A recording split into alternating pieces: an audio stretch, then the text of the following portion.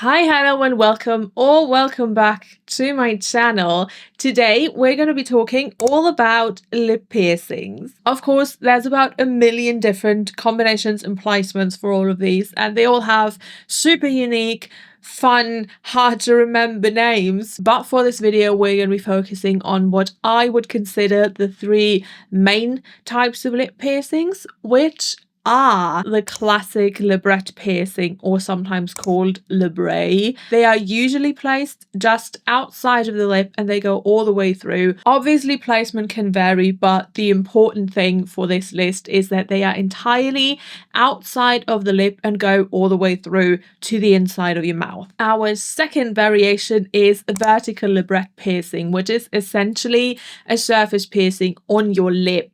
Again, placement can and will vary. Usually you have one entry/exit point in pretty much the middle of your lip, like between your lip border and where it curls kind of inwards towards the inside of your mouth.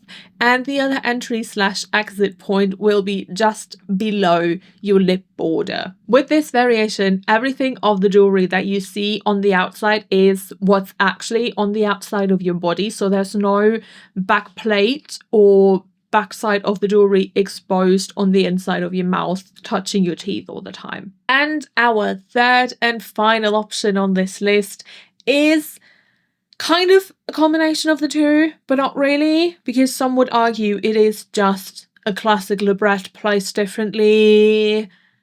I don't know. Either way, it's called the Ashley piercing. I don't know if there is like a non-trendy or technical name for it. It's placed usually in the smack dab middle of your bottom lip, and it goes straight through your lip like the classic Labret piercing, just through your lip. Yeah. All of these can be placed on the top or bottom lip, in the middle, to the sides, whatever your little heart desires. Although I have to admit, I don't think I've ever seen an Ashley piercing on the top lip. I've seen some like to the sides, or like two, not just one in the middle, but that's kind of as far as the variations go for that one. I'm sure someone somewhere has done this, but I've never seen one. What jewelry options you have probably also factor into your decision on what piercing to get in the end. So let's talk about jewelry. With a classic Labret, you by far have the most jewelry options. Those range from just a regular Labret stud with whatever attachments you feel like, to rings, to circular barbells, which can look very, very similar to a vertical Labret. Whatever your heart desires, truly. There's also some really, really cool custom jewelry that are kind of like cuffs, and that can make you look like you have a little metal beard going down your chin. I don't really know what to call them, but they are really, really cool. I also love like the new metal-y look of just a stud with a super long fucking spike on it. Iconic. Love. Classic Labrets will give you the most jewelry options. With a vertical Labret, your main jewelry is going to be a curved barbell, similar to what you would have in a belly button piercing or an eyebrow piercing, for example. You can add different attachments, like for example spikes on angel fangs, or just something super flat because you don't like the look of the ball just standing out. Literally whatever you want. There's so many cool tops and combinations. There is the option of those like eye-shaped clickers that you would sometimes see advertised for navel piercings to mimic the look of a closed ring. For a vertical Labret, you would probably have to get those custom made, and I don't think those would be good for like long-term wear, because if they're clickers, they're probably very, very top heavy, if that makes sense, and could aid in rejection of the piercing, which is obviously not something you want. What you could also do to kind of mimic the look of a ring, which in my opinion would probably be very, very annoying, especially if you're someone who likes wearing lip products, but you could add just like a little piece of chain between the balls, and it does look very cool. I would just imagine it to be very, very annoying. Ashley piercings probably give you the least amount of jewelry options, where you basically mostly limited to just a stud and different attachments, which, don't get me wrong, there are so many cool things to put on your piercings nowadays. It's barely even an issue. Technically, I think you could probably wear whatever you would put in a classic Labret in an Ashley piercing. It would just look different. Since they are the same piercing, I've just never ever seen anyone do it. And I would imagine especially rings could be very, very difficult to find in suitable sizes. I don't know. I've never had an Ashley piercing. I barely know people who've had Ashley piercings. In my opinion, for like safe jewelry that I'm sure won't cause the piercing to be weird and act weird, you would probably have the least amount of jewelry options, unfortunately.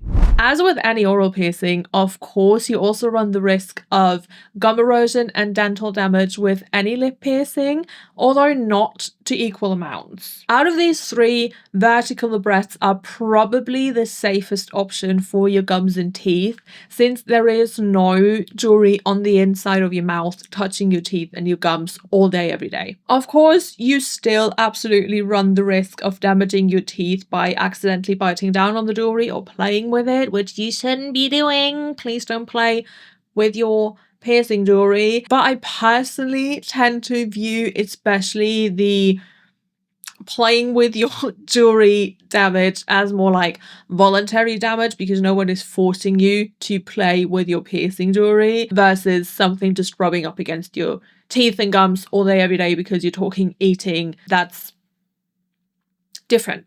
With classic Labret piercings and Ashley piercings, you run about the same amount of risk for just classic dental damage against your teeth. Obviously, your piercer should be trying to place it in a way where it's not like right up against your gums and right up on your teeth, rubbing on it all day, but sometimes they don't care. Sometimes you want the outside placement to look different. It's just, as soon as there is a piece of jewelry inside your mouth, you run the risk of it damaging your teeth, it damaging your gums, and that is just something you have to be very aware of with any and all oral piercings. As always though, if you're responsible about it and prepared to take out your piercings as soon as you see the first little bits of dental damage, you're fine. And in my opinion, they're all equally safe/unsafe if you factor in that. Aftercare is going to be pretty much the same for all three of these types of piercings. You're going to want to spray your piercing 2 to 3 times a day with sterile saline solution. My personal favorite, as always, is the Neilmed brand. I wish this was sponsored. Unfortunately, it is not. I just really like their piercing spray, and just try to leave it alone as best as you can. This is especially important with a classic Labret and an Ashley piercing, but also applies to vertical labrets in my opinion. You're going to want to rinse your mouth with water or alcohol-free mouthwash after every meal and after everything you drink that isn't plain water. And be mindful to not get your jewelry caught on your teeth while eating or doing other activities. You can pretty much eat whatever you want, just be careful with spicy foods as they can potentially irritate your piercing. No alcohol, smoking, vaping, oral sex for at least the first 3 weeks. It's better the longer you can go without. If you absolutely have to smoke or vape, at least rinse your mouth after, but try to at least go without it the first week. Ultimately, which of these is right for you is going to be a decision that you have to make on your own. If I had to pick one, I think the answer is quite obvious. I would go for a classic Labret in any placement, variation, what have you. I just really love the variety.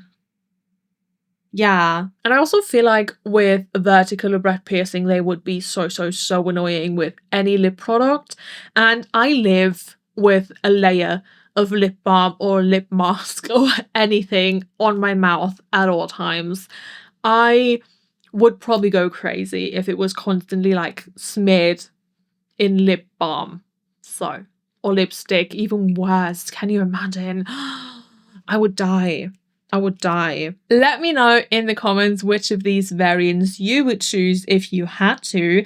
And of course, if you have any questions that I didn't answer in this video, please feel free to also leave them in the comments and I will try my best to help you out. If you enjoy these types of videos, please let me know by leaving me a like and maybe even consider subscribing if you would like to support me and never miss another video. As always, thank you so much for hanging out with me today and listening to me yap, and I will see you in the next video. Bye!